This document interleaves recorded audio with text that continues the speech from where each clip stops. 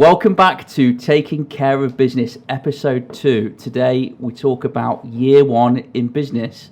Quick recap, we started Taking Care of Business last week, and the reason we decided to do this podcast was our life experiences in running a business, in real estate, and we'll try and make it a little bit light-hearted along the way, won't we, Lewis? Well, you did sing a song. Do you want to sing everyone the song that you sung? Taking Care of Business. Great. Is that a real song or not? It's a real song, real movie as well. Who's it? Do you know the guy, James Belushi, with the Filofax? He loses it, and he becomes he takes someone else's life. Didn't know. What, the one from Turner and Hooch? Yes, not Turner and Hooch, K9. K9, that's Great it. film. Yeah, very good Good film, movie. Very good film. So we've got a number of topics this week we want to talk about. I think just to really go over a few things, for anyone that's listening, this is for anyone that runs a business, who's interested in general life experiences. Take away what you can.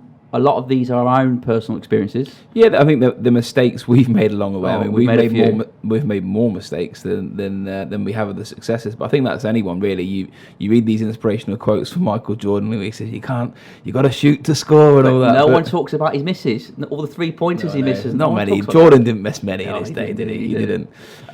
So before we go on, you said to me before, I keep calling you kid on. Yeah, so for anyone that's wondering why he calls me kid, I'm actually the older brother, but actually in our family, the Allsopps, everyone calls each other kid. All right, kid. How you doing? Get on, kid. It's a form of appreciation. Yeah, it's a loving thing, isn't it, kid? It is. It is, kid.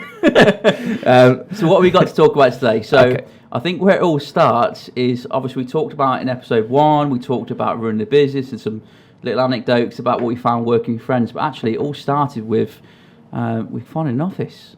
Got some controversial topics to talk about today. They're controversial. I think some people might find it boring talking about it, because if you're not interested in business, you're like, oh God, what's this talk about? But there's some really interesting subjects to talk about.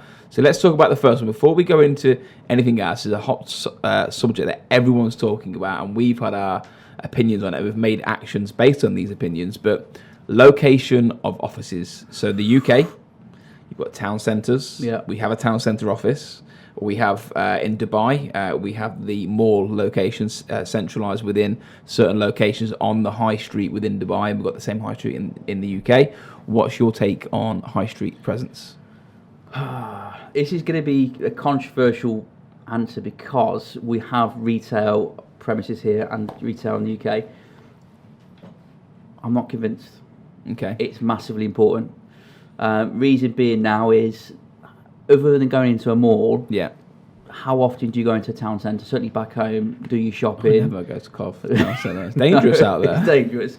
But how often do you go into a town centre? So I actually believe now the way businesses go, and you see a lot of these shared working places where, there is not a physical place anymore. There's a desk to go to when you want to go and work. But I think for us, it served us very well. Yeah. So we've got obviously 3 in the UK. So we get a lot of people that, I think it's actually a generational thing. Do you not think? Definitely. I mean, you're 60, 70, even 50-year-olds, really. They're walking. I went to our Nuneaton branch last week, and this lovely old lady there, she's supposed to be 65, 70.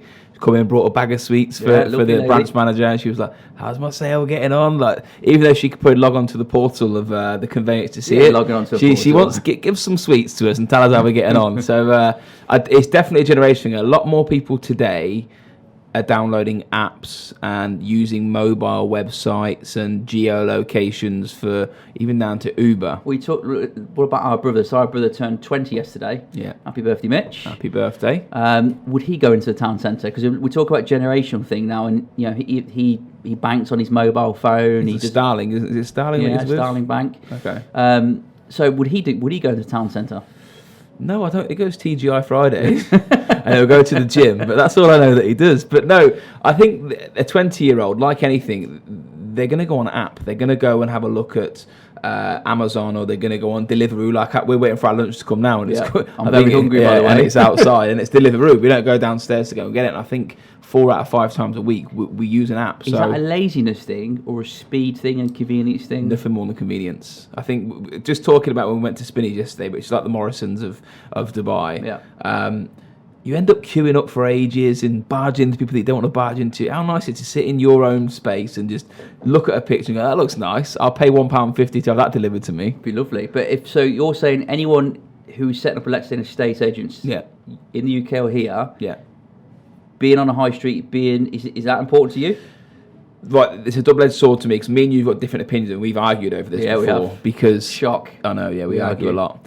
But the Springs branch that we've got in Dubai, and also the Jumeirah Golf Estates branch, has yielded fantastic revenue for us, and we can't deny that. People walk in, and it's been a fantastic investment for us. I know we've made a substantial amount of money, but the caveat to that is that you're paying a lot of money per square foot compared to a normal office over a retail unit. So if you ask me, would I take it? Yes, I would, in the convenient spaces within Dubai. Yeah. Now, if we reverse back into the UK, I would never take another retail space, because I believe that a lot of people, and we've seen it with our own campaigns in England, we're getting more valuations from Google and PPC, and someone's going on their laptop and searching Sound My House Coventry, than we've had walk-ins. The walk-ins we get are terrible. Let's be honest about it. They're not a great walk-in candidate. What does like the work environment? What do you think in 20 years' time?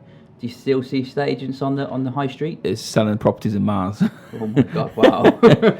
No one will have oxygen. They'll be floating in their oxygen you get tanks. A spaceship to view it. Oh my Very God, nice. that'd be lovely. How I see it, I think that you take the Purplebricks model. That has worked, and what I mean by that is worked is that people talk about the TV adverts and their cheap fees and everything else. But the main thing that I've took away from everything is they haven't got a high street office, and they spend a substantial amount of money on pay-per-click, making sure they are the most visible where the eyes are. And that is their business model. It's like we have Dubai. Our head office is on the 26th floor in a tower in Dubai, and we're not on the high street in Dubai in this office, but it generates so much money. Has the banking sector taken... Is the first step of what the future may look like? So you look at, we talked about earlier on, Monzo and Starling Bank. Yeah. So Starling Bank, for anyone who doesn't know, is an app-only bank account. So there's no high street presence anywhere. Everything is via the app. And likewise, we use Monzo. Yeah. Absolutely amazing app. Everything doing very quickly. They have no high street branches. They don't see value in it. They actually feel that money is spent in branches can be spent on promoting them, or even giving more value back to the customer. Yeah. So I think in 20, 30 years' time, it's going to take people to catch on and adapt. I think maybe the model, certainly in estate agents in the UK, will be a little bit similar to how it is in Dubai, where, in Dubai, you work, you get 50% share of the revenue. Yes. You have a desk space, you're still employed, but a 50% share. And I think that will be, in the UK, I think maybe shared spaces, but I actually feel like you'll see more of a self-employed model in the UK. In America, there's a company called Compass. So Compass, I think they're valued now at something crazy like $800 million or $1 billion. They're massive. Small change. Yeah, small change. They've been open for about 8 years, and they're listed on the stock exchange, I believe. And their offices, I was reading about them. I follow them on Instagram, and I like to see what these successful companies are up to. They don't have desks in the office. So they sign up brokers, they pay them a percentage, where maybe 50, 60, 70%. Perfect, sounds cheap to run a business. I know, yeah. No, because they're paying a substantial amount of money out to commission. But what they do off the back of it is that the offices they have are meeting rooms. So the brokers are more than welcome to come meet their agents, and they can go and meet their buyers, and this is what this meeting room is for. But there's no desks in there, which is... And do you think, so we've been open 12 years, what about another 10? Because the Dubai's changing every year, it goes by quite... Do you think our business in 10 years' time will be more people on the road and then just meeting room to do deals? I think you fast forward 10 years, if you said to me, how does my vision look? It looks a lot like people using our technology we've got at the moment. Fast forwarded 10 years and steroided up to make sure that it's incredible and you can do everything on your phone. We've talked before about people not using computers in 5 years. I could do my job now without a computer, let's be honest about it. I know, but you look at the technology of phones. So at the end of this year, me and Lewis we're massive geeks, aren't we? Microsoft are bringing out that phone, do you know, the Neo, whatever it's called, and you think that's now in 5 years' time what are phones and laptops going to be like? And I truly believe that in 5 years, 6 years, we won't have computers in the office. Well, look at the cameras. My iPhone X Pro, whatever it's called now, is as good as an SLR. So if you said 5 years ago to an estate agent, "Oh, you're going to take your listings off a camera," they'd be like, "Oh my God, I'm not taking it off my phone. It's not professional." Now you can upload these pictures, and you can upload top quality listing pictures from obviously if you've got an agent that's got a 3210, you've got a bit of an issue that you can't upload it. We don't want agents loading photos of emojis on as well on photographs. That's not good. Want that. You definitely don't want that. It's all about speed, isn't it? The world is all about driven around speed and convenience. I think that's going to be a big driver. So town centres, we're saying me and you can disagree on that. For Dubai, the malls, where the footfall is humongous. Yeah. But in the UK where we're based, I don't think the footfall was anywhere what it was 10, 12, 15 years ago. So we're going to agree, we invest where the footfall is if we're going to do a retail unit. Anyone that's opening a new business today in the UK or in Dubai, I'm saying my personal view is it's not imperative, it's not make or break for you to be on the front line in a shopping centre if you can't afford it. So if you are a new business, let's say for instance you save yourself £1,000 a month, that £1,000 a month can go into some sort of digital marketing instead of generate revenue. Exactly. Okay, so one thing I want to touch on with you here is we talked about our offices and locations. There's something that I'm massive on when we open an office, and we've just done a quality fit out. Of toilets. That's very important. Yeah. But the other thing off the back of that is working environment. So I'm a massive believer in music, atmosphere. Some people give you an example. So when we do our fit outs, people find it strange when first thing I say is, where do we put our speakers? It's the first thing that I say. So do you remember a story when we opened our office in England and we had music on in Coventry and we put the speakers in and we had Kiss FM on? Do you remember we got complaints from other brokers, other estate agents? And then we got someone called them and hello? They were like, yes. And they were trying to listen if we were listening to music. Too loud, turn it down. And we were the only company on the high street at the time that were doing that. What's your opinion on an atmosphere in an office? Do you believe it's important, or do you believe it's just something that some people believe in? Sales environments, I personally believe an atmosphere, whether it's music or whatever, is so important. Yeah. I think it creates a little bit of energy. I mean, different businesses, they may operate well in silence, but for me, I think when people come to work, they want to feel like they're not at work, if that makes sense, you know? It's not a job. No, it's not. People should enjoy what they're doing, but we're trying to create an environment which is fun, it's really important, it's relaxed within reason, and I think music creates a good feeling, doesn't it? Do you know what I think? I think you said something there about relaxed within reason. I think that's what we try and create. Someone said to me, how do you get your atmosphere and what is it that you're trying to create?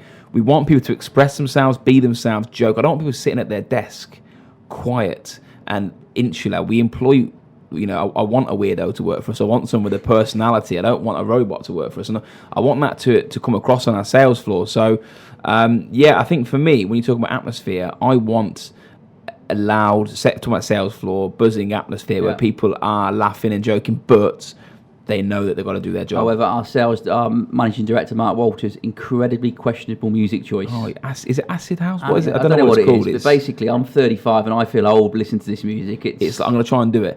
No one wants to hear that. It's not nice. At 9 a.m. when you're having a coffee, you're trying to do your vendor follow-ups and you hear that. So music's important for you. Atmosphere, not just music. What about a dance floor?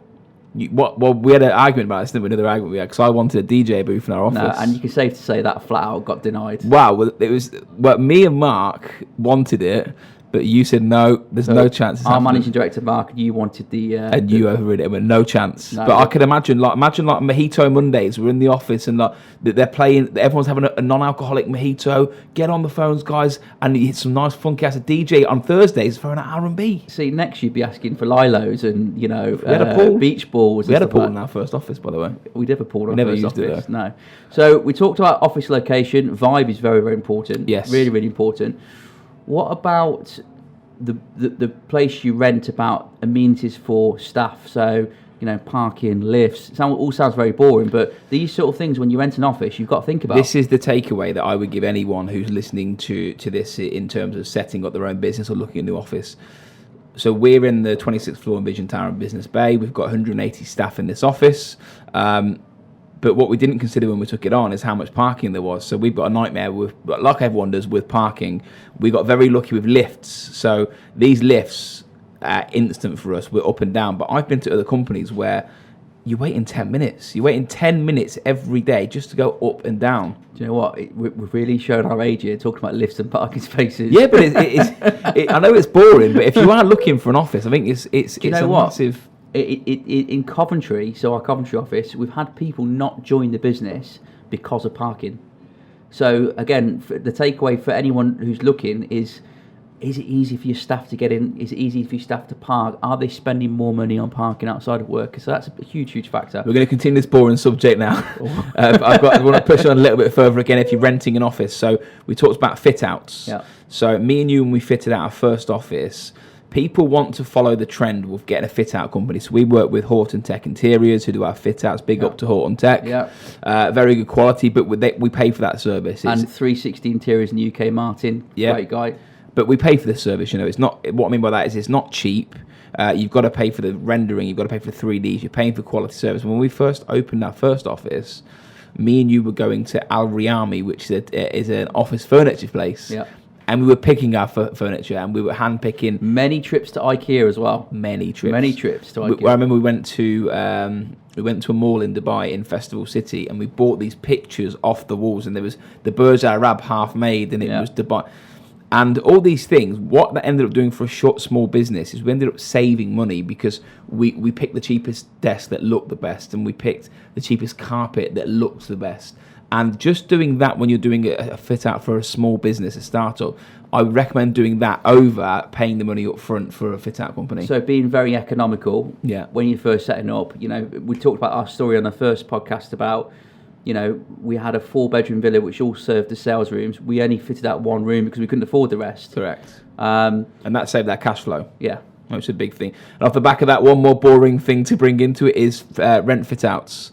So we talked a lot about this, rent-free fit-outs, meaning every office we've taken on, we've always tried to negotiate an extended rent-free period, i.e. once you sign the tenancy, you make sure that you get 1, 2, 3, I think we've been around 6 months on one of them before, fit-out periods to say that once we sign the contract, we've got up to 6 months to pay the first check. Well, I counted earlier on, we've been in 12 different offices in 12 years and probably involved in 14 different fit-outs, refit-outs during that time.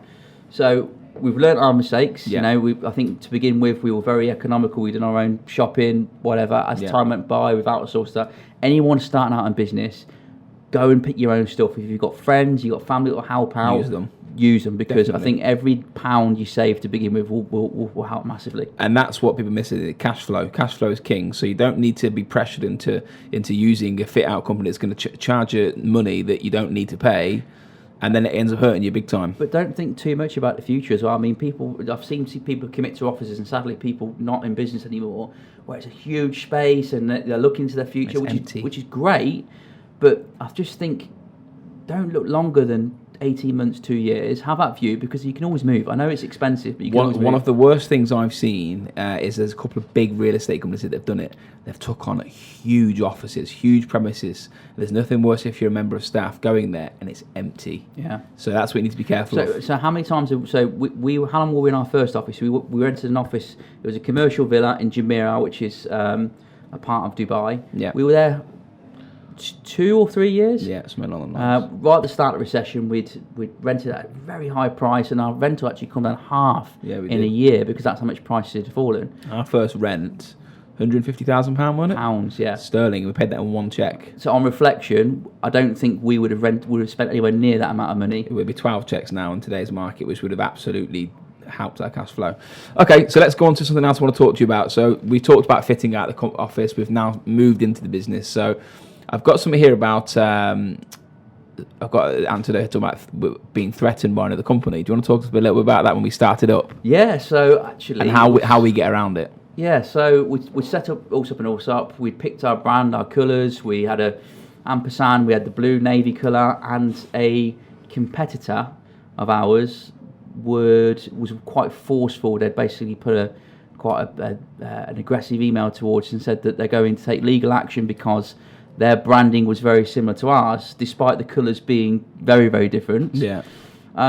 So, yeah, I think there was an initial competition threat, and I think that leads on to making sure when you start out in business that you protect your assets, your brand assets. So you go for a trademark and you make sure that everything's in place so no one can challenge that. And we never did any of that at the start. We learnt that a lot later on, that what people can do if they wanted to, and this is for someone that's starting up a business, is they can go and claim your name and your logo, and they can actually force you to take it down and say, well, I own that, so unless you're going to pay me, you got to get rid of it. So anyone that's new in business, whatever your business may be in any industry anywhere in the world, making sure that your logo and brand is completely trademarked is a massive point. You can do it yourself, but there are loads of good partners. You look online, Google, they'll do it for you. So a little bit of advice for us is do that pretty quickly, because if you get traction with your business, your brand, People trying to hurt you. pretty sure there'll be people outside there trying to do weird and wonderful things to stop you in your tracks. Yeah, and that happened to us, but we closed them down. Yeah, we did. Oh, yeah.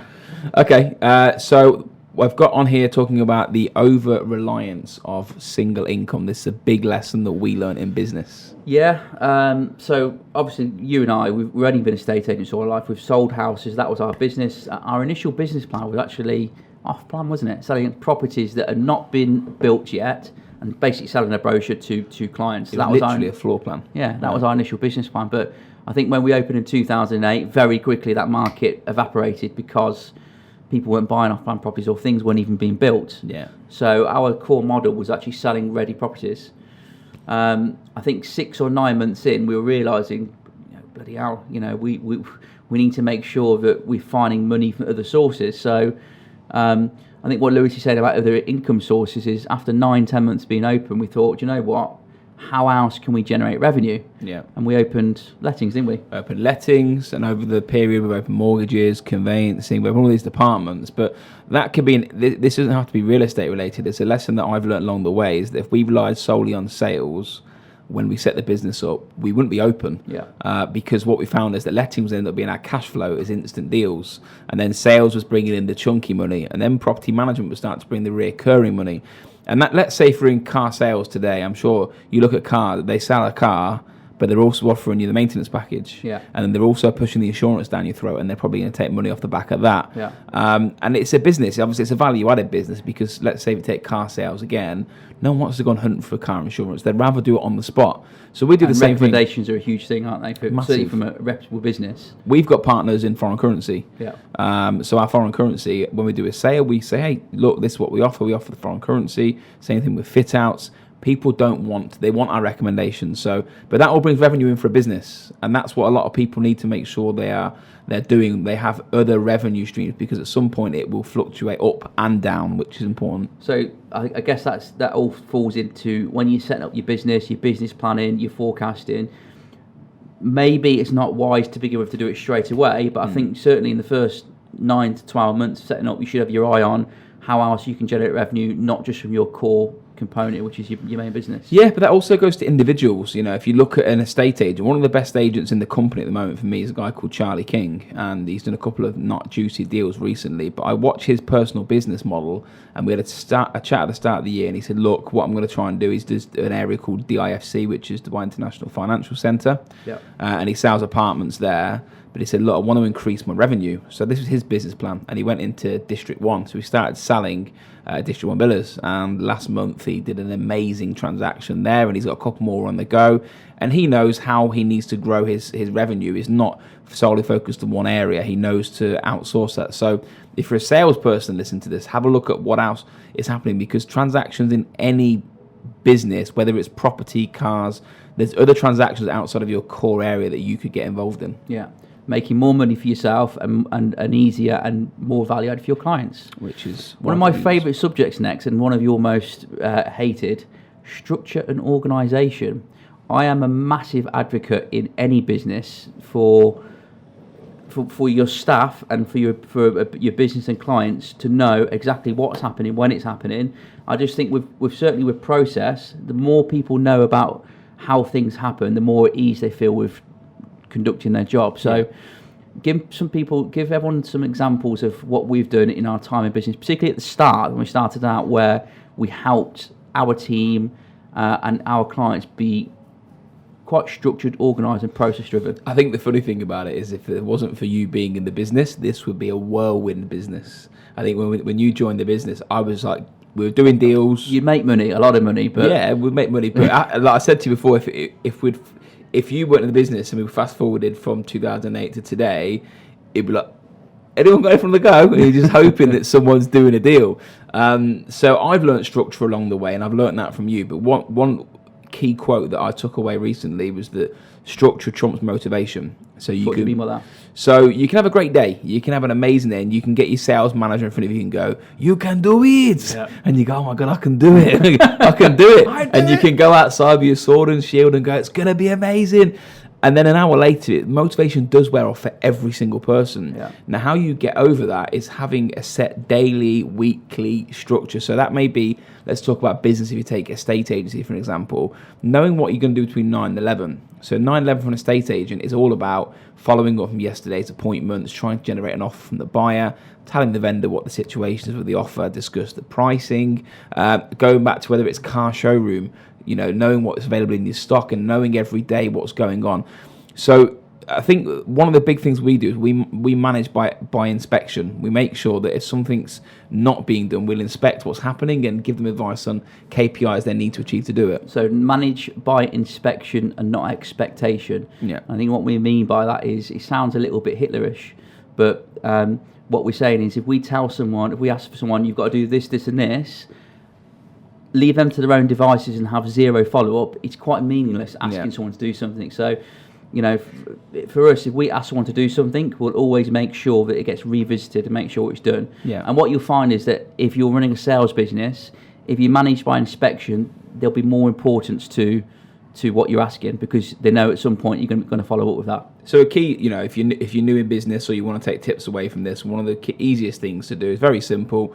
Whoever you want to meet, you want to get your message across. Hey, you're not hitting the targets you need to hit. This is what I need you to do. All we would do in the early days, and even now our managers will do it, send them an email and send them a diary invite for the date or time that you're meant to meet them to discuss how close they are to hitting the targets. It gives the person that you're speaking to ownership that, oh my God, we're going to have a chat on Thursday. I need to make sure I've done that. And I know it does sound Hitlerish, but people, believe it or not, want to be told how to do it, or like a bit of guidance. The worst thing in a business is I see people advertise jobs going, we don't offer Hitler environments, we don't offer, people think like we'd whip someone. Our job's to get people up to speed, and then we'll back off and leave them alone. Our best agents will never sit down and go, why have you not made a call? Or they know how to do the job now. Our job is to upskill them to the point of where they do that. I think anyone who comes into any job, they want to know, how can I do the best I possibly can? Yeah. And I think for us, and for anyone that's setting out a business, if you there's trigger points during the day, isn't there? So we ask people to do something at certain times, something at another time, and then in the afternoon they might be generating business. And I think anyone that is running a business, is really important that you give your team some guidance of what's expected at certain times of the day, and then make sure it's revisited another part of the day. If you just let people go out and do what they want to do, yes, they may bring a result, but probably won't fulfill their potential. So that's our job, to make sure all that energy and all that passion is channeled. Anyone can do a deal with any market they're in, whether it is selling SEO, cars, boats. Doing a deal from a walk-in client or someone landing on your doorstep is easy, or luckily calling someone. But how are you gonna grow your own revenue and make sure that happens every month? Because consistency is key. There's no point having an amazing revenue month and then having 2 poo months and then having an amazing one month after. You have to make sure every month. Structure and organisation is not just about how you deal with your staff. So it's little things like, if you do a sale today, so it could be you win a contract for a voice marketing. It could be anything.